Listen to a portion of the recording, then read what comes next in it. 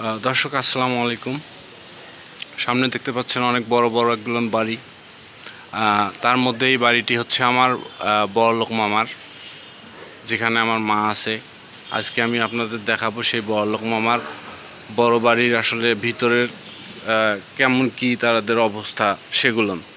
তো দেখার জন্য আমার সঙ্গেই থাকুন। দর্শক, আমি ভিতরে চলে এসেছি। আমি নরসিংদের বাসায় আছি।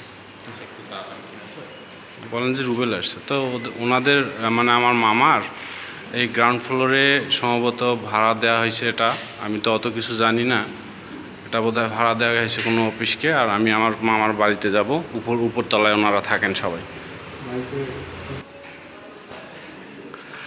দর্শক, যেটা বলেছি আর কি, নিচতলাটি মামা ভাড়া দিয়ে ফেলছেন।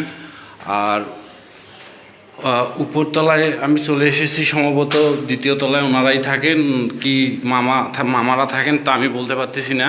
তবে সঙ্গেই থাকুন, আমি আপনাদের জানাচ্ছি কত ফ্লোরে ওনারা থাকেন, কত নম্বর ফ্লোরে। দর্শক, আমার মামা সম্ভবত ফার্স্ট সেকেন্ড। মামি, এটা কয় তলায় আপনারা থাকেন? 3 তলায়। যে উনি আমার মামি হন, ওনার পাশে উনি আমার সম্পর্কে একজন খালার মতো। তো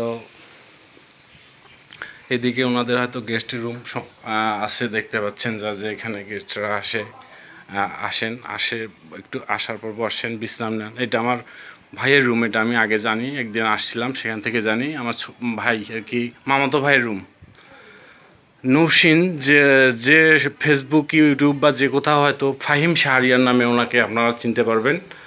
আর এইদিকে মামা মামিরা থাকেন। আর এখানে সিসি ক্যামেরার মনিটরিং সিস্টেম আছে, এই আর কি।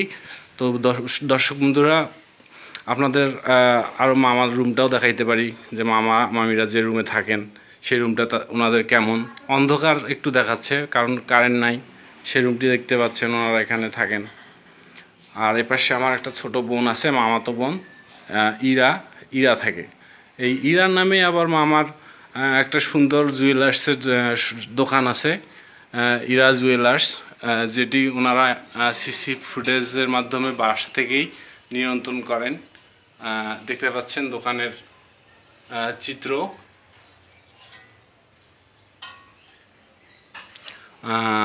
তো দর্শক বন্ধুরা, দেখা হবে অন্য আরেকটি ভিডিওতে। সে পর্যন্ত সবাই ভালো থাকবেন, সুস্থ থাকবেন। আল্লাহ হাফেজ।